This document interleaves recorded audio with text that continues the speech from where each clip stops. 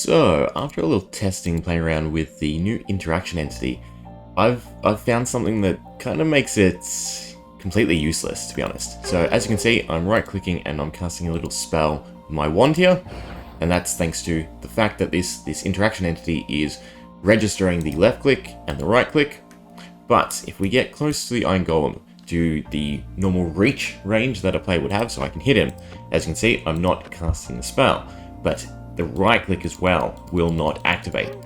As long as I am able to interact with another hitbox, even though it's outside of the interaction entity hitbox, I can no longer make use of this interaction entity.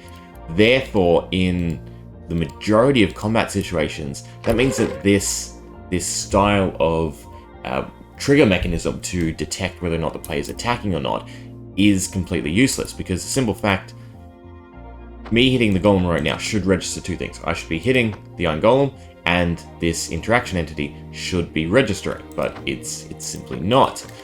And obviously, like I said, the range is the same as the player's ability to hit. So for instance, I can't hit the golem here, but I also can't cast, curiously, because I'm still locked onto the hitbox. If I click over here, I'm not. Oh, there's a warden now, thanks to the spell. Okay, so I can click, but once we get into range, even though it's outside of the normal attack range, it's still in selection range.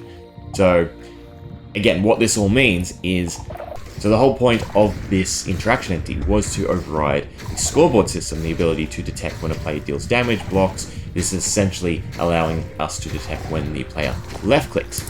But because of the bounding boxes of the hitboxes, this interaction entity is really just useless.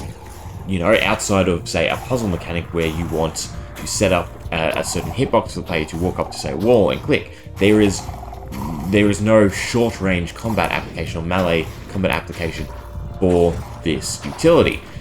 So I'm not quite sure how to fix it. Maybe a different size bounding box could have something to do with it, but I'm pretty sure if I made it too small, obviously I would be hitting the entity a lot more often. And the simple fact that this is what I'm selecting. If I made this as big to encompass that golem as well, then you wouldn't be able to melee at all. So I wouldn't actually be able to punch or hit. So in that case, it works in terms of melee range, but I could not swing a sword, I could not do melee damage with, you know, any item you're searching for. Meaning it's a if-or system, not a both. And we really want it to be both, because we want it to complement and be something we can adjust. The simple fact is, this whole utility that I've come up with is completely redundant when in, you know, the proximity to hit an entity. Overall, again, I will just reiterate, this means that this style of hit detection is redundant. You know, there's no huge benefit for it. It doesn't advance command block creation in terms of attacking and, you know, creating special abilities or anything fun like that, because it is just not usable in these scenarios. Because again, if I'm in melee range where I could hit him, at the same time I can't make use of any of these special mechanics. I will do a little bit more testing, maybe play around with a bigger hitbox and see what I find. Right, so here we are, and unfortunately it is exactly as I just surmised. So I've made the interaction entity, its hitbox, extremely large, so it's all-encompassing. No matter where I right-click in here, you can see it saying hi. But if I right-click, well, thanks. You were my guinea pig. Let's just summon you back in.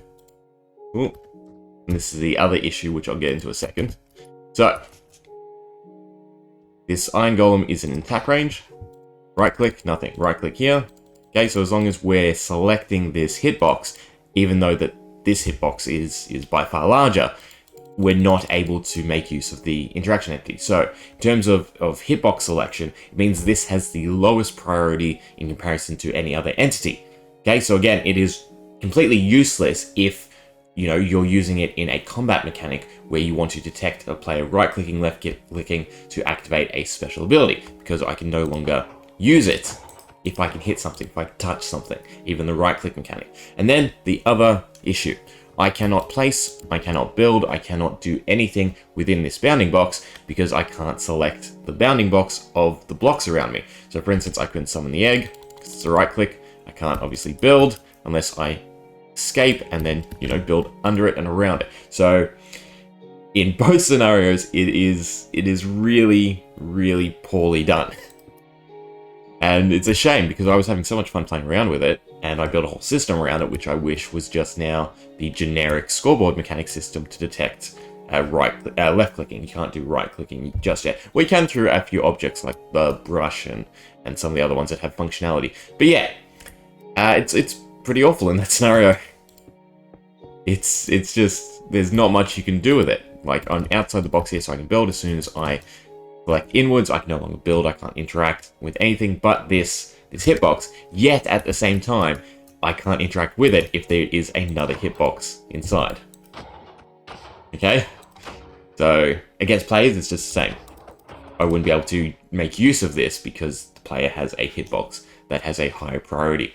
So yeah, I take it back. Horrible feature, Mojang, and nothing can... well, I don't know, unless they remake it, it's not as useful as we all think it is.